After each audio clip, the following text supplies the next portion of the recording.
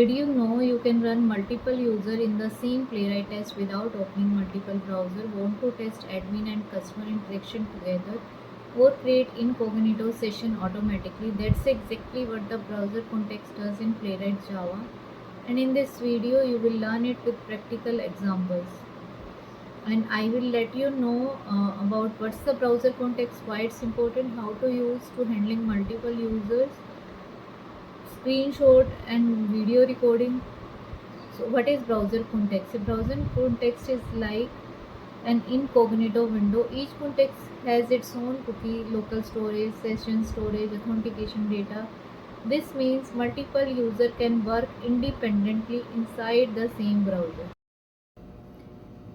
So let's start how to create the browser context. Playwright. I have created Playwright object.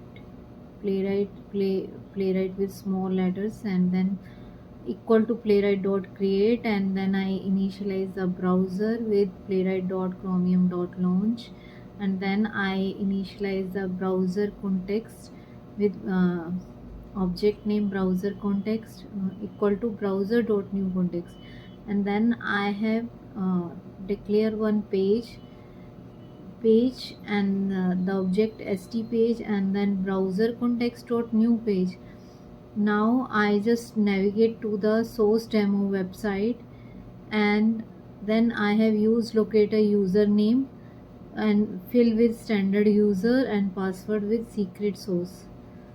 So when you run it, the source demo website open with standard user, and then I have if you want to work with multiple users, so I have declared one more browser context, that is browser context object is browser context 1 browser dot new context, and then page, the name is changed visual page, and I have used browser context 1 dot new page.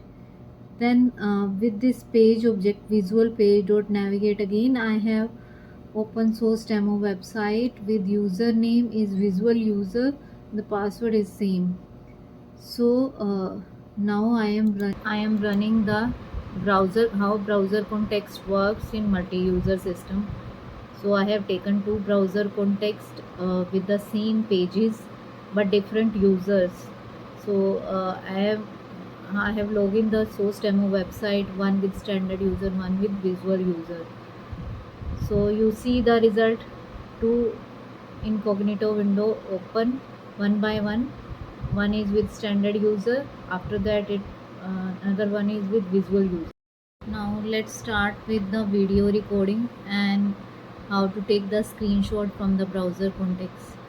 So once we declare the object of browser context and equal browser dot new context, then there is option like new browser dot new context option, set record video dir pass dot get videos, just I want a videos folder, so I just give the videos there. If you want something else, you will give the name over there in the project, and then same thing is going on, but after entering the username and password, just take the screenshot through the page stpage dot screenshot new page dot screenshot options dot set path dot get source demo dot gpg. And in the similar way, in the multi-user system second browser context, I have taken for screen recording, the path is v videos, and the screenshot I have given the name as source demo 1.png. So now I'm just running this.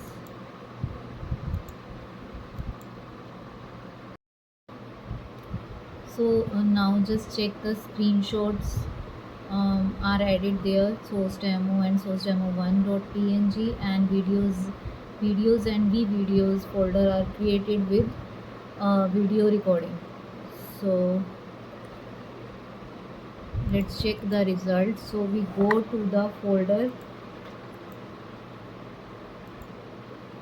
we have to go to the folder where this project exists, and then I have checked There are two folders, videos and the videos are created with video recording. Like I have run 4 times, so it's a 4 videos are there. So the latest one I am giving the screenshot here. I'm sharing with you. Now you just check video recording and screenshot are both are possible through browser context.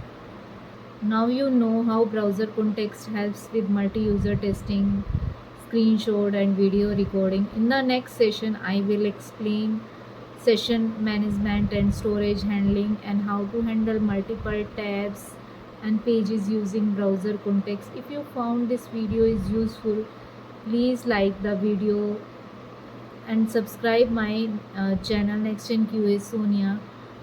I will see you in the next automation tutorial.